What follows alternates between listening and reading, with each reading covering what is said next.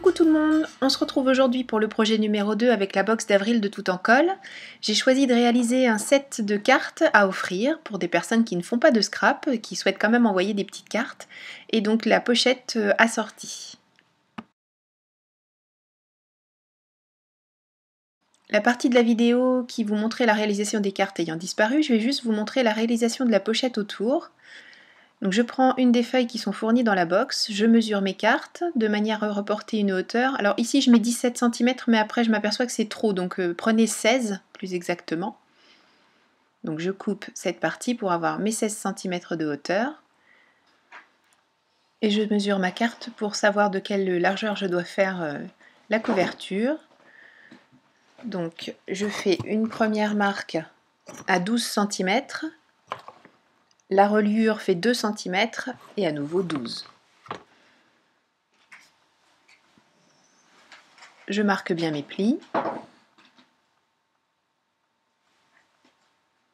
Donc ici j'ai 16, 12, 2, 12. Alors la partie de la vidéo dans laquelle je réalisais ça ayant disparu, je vous donne les dimensions. Donc j'ai pris un rectangle de 15 par 10 et demi. Sur la largeur j'ai fait un pli à 1, à 2, à 13 et à 14 cm. Et sur la hauteur à 1 et à 2 cm de manière à former une pochette. Et vous voyez comment je souhaite l'utiliser. Ici en tout cas pour les côtés, mes petites cartes rentrent parfaitement. Et comme je ne veux pas qu'elle se sauve de ce petit livre entre guillemets, je fais un fond à mes pochettes. Je découpe ici les parties qui vont me gêner quand je vais souhaiter fermer la pochette pour éviter donc d'avoir trop de surépaisseur, j'en enlève un petit peu. Et je découperai en biais les parties qui resteront accolées de manière à ce que ça ne dépasse pas et que, une fois encore, que ça ne fasse pas de surépaisseur et que j'ai une fermeture parfaite de mes pochettes.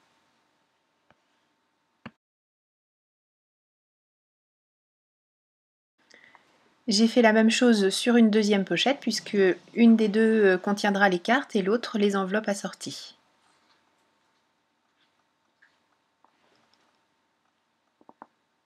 Je marque bien tous mes plis.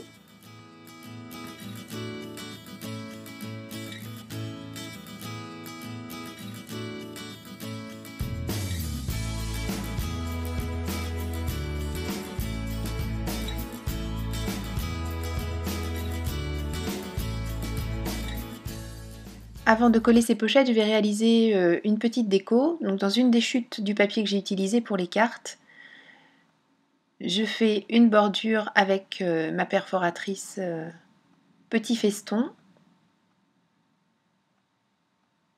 Et dans ce rectangle, donc je fais la bordure une fois d'un côté, une fois de l'autre, et ensuite je coupe tout simplement au milieu pour réaliser cette déco.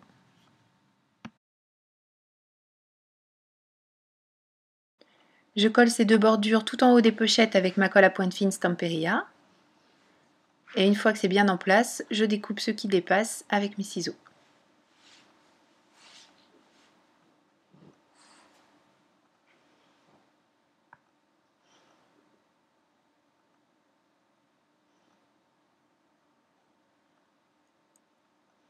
Je vais maintenant coller ces pochettes sur ma couverture.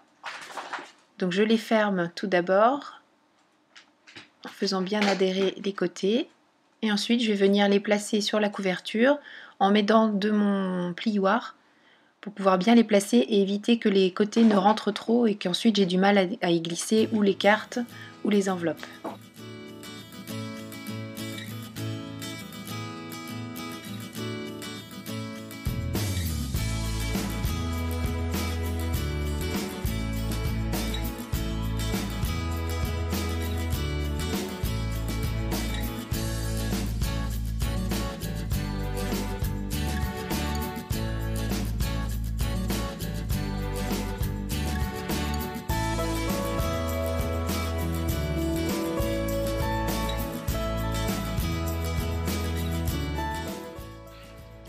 Pour fermer cette pochette, j'utilise du ruban. Je colle un morceau de scotch double face de chaque côté bien au milieu de ma couverture. Je colle le ruban et ensuite ces deux morceaux de ruban sur la couverture seront cachés par le papier que je vais mettre pour décorer le devant. Alors vous ne verrez pas la déco en vidéo, vous verrez le résultat final, mais ça aussi, ça a disparu. Pour réaliser les enveloppes qui vont avec mes cartes, j'ai choisi de ressortir mon Enveloppebox Creator. C'est vrai que je l'avais un petit peu laissé tomber au profit de l'enveloppe Punchboard, et puis ma foi, ça fait de très jolies enveloppes aussi, y compris des enveloppes boîtes, donc c'est parfait. Je me réfère à la grille qui est fournie avec l'Enveloppebox. Je regarde la taille de mes cartes, donc mes cartes font 11 cm sur 14,5. Enfin 10,5 sur 14,5 là, mais je vais faire 11 par 15, par 14 d'ailleurs, oui, 11 par 14, donc il me faut un papier carré de 19,6 par 19,6. Je prends ensuite les repères qui me sont indiqués également dans le tableau. De mémoire, ça doit être... ben non, je me souviens plus, ça doit être E et F, enfin, je sais plus. Toujours est-il que les lignes se croisent. Et ça me permet, après pliage, d'obtenir une très jolie enveloppe. De toute façon, vous verrez dans le... Enfin, vous le savez déjà si vous avez cet outil, et vous le verrez si vous l'achetez. Dans le petit document, tout est parfaitement indiqué. Il n'y a aucun souci, pas possibilité de se tromper. C'est vraiment très facile. Pour fermer, je colle tout simplement les côtés avec ma colle à pointe fine Stamperia, comme d'habitude.